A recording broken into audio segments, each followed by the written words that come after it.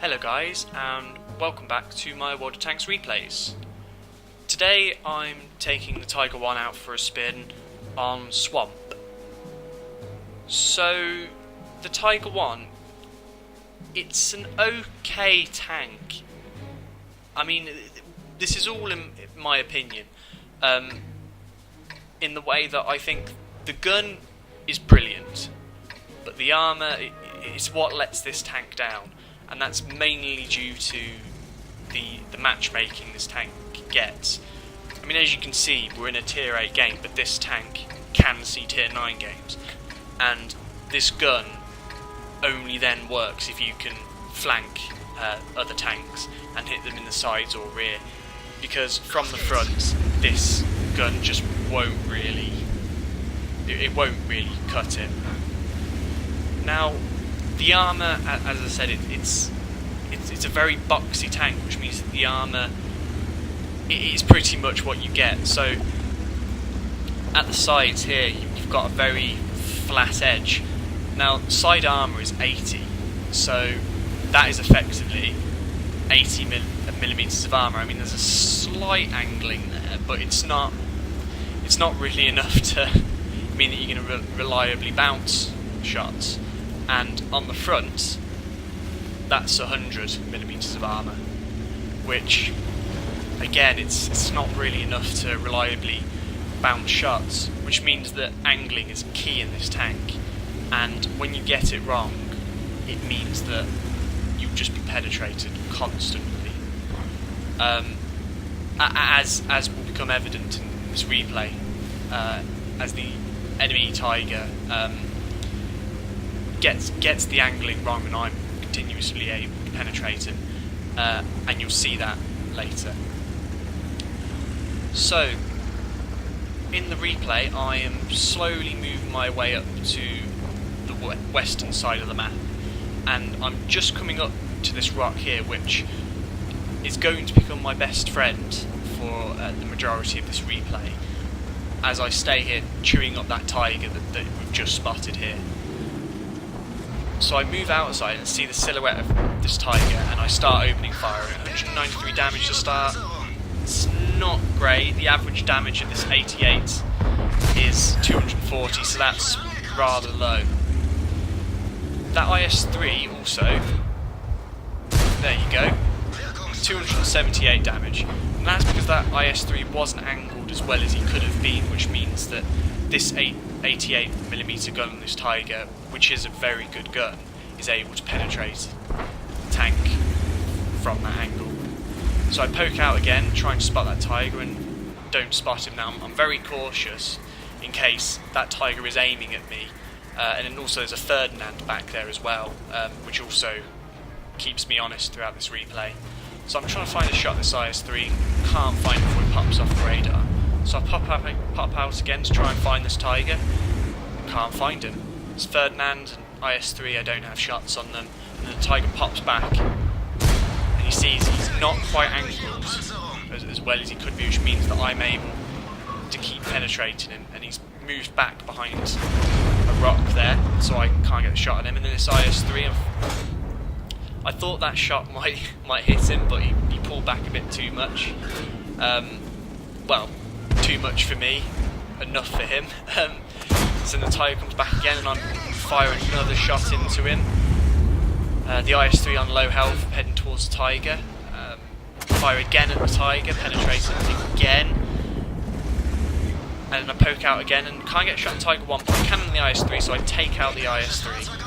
And there's a tiny amount of showing on that Tiger, which I'm able to take advantage of, and I'm not sure whether I hit him or not. And I take a shot from, I think, the Ferdinand. So I move back again, and then I'm very cautious now because I've taken that shot from the Ferdinand. So I keep rocking backwards and forwards. Just move back for this IS-6, sorry, to let him go through. And it seems like the whole team's moving forwards. However, I stick back as I'm only tier 7 in this tier 8 game, so I don't want to really be spearheading the charge. And that Tiger 1 does go down. So at this point, if you look on the minimap, our eastern flank has completely collapsed. We've only got one heavy and one medium there, fending off 4 mediums and a light tank, not to mention there's probably other tanks around that area too. So I head off back to try and protect the cap. However, I am very cautious, and that's something I should have done better and not been so cautious about this.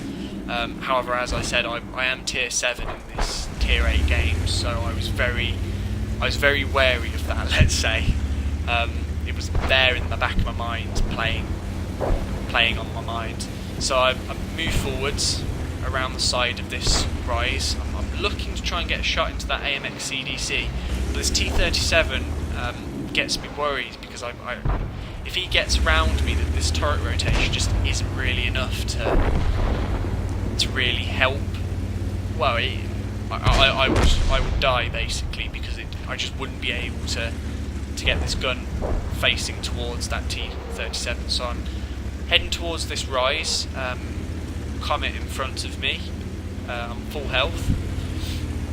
And there's also a T26E4, and I start opening fire on them. I think I hit the T26E4 and critical him, make no damage, and then there's 257 on that T26E4, and now I've got the Comet that I'm going to start firing on. And the one thing that you do see in this replay is the great rate of fire of this ATS. In fact, the rate of fire is 8.96. I had my gun knocked out there by the TVP on the ridge opposite, who remains undetected, so it's not until I take the shot from him that I realise he's there, and then he pops back. So I move up to try and get a shot at him, but he disappears down. So I stop, turn around, and there's a T-34-100 behind, which the third man's going to engage. T-34 takes a shot, and he takes out the third man, which means that I'm now alone against this T-34 and effectively outnumbered. So I fire a shot and lucky to hit him with that. So then I use this third man as a bit of cover. I move out when I really should have stayed behind him for a bit, but I do hit the T-34, and then I start side scraping around the side of this, and I take a shot from behind and I take out the T-34, and it turns out the Comet has just appeared, and then I get hit by the Comet as well, and then the Comet goes down as well. So yeah, I wasn't really expecting to survive that, but at least I took the T-34 down with me. So what's left is the TVP VTU, who scoots by my Burning Hulk. And now that behaviour I was referring to is going to become part of this replay. Now I moved his Tiger P. He's in the cap circle, but he's aiming his gun at the T26E4. Now, as you can see in chat, there's the no cap kill all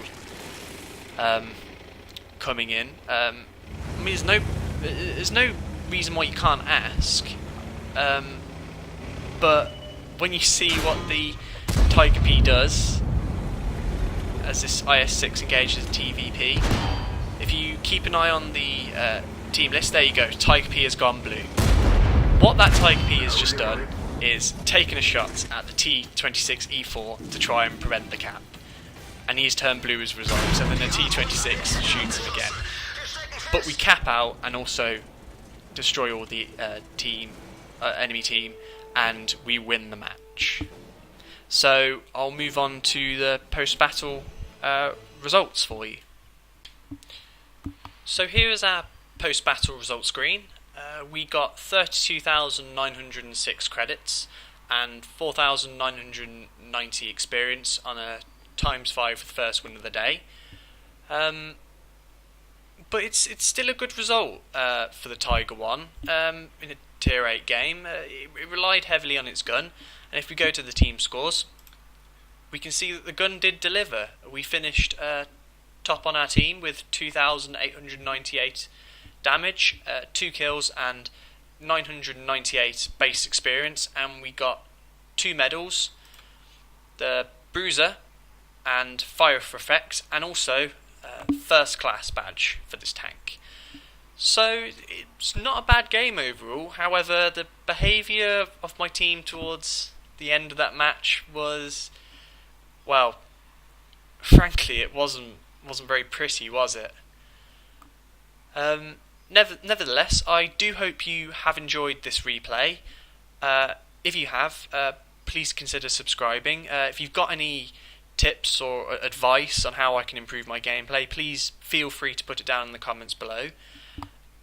So thank you for watching, and I'll see you guys again next time.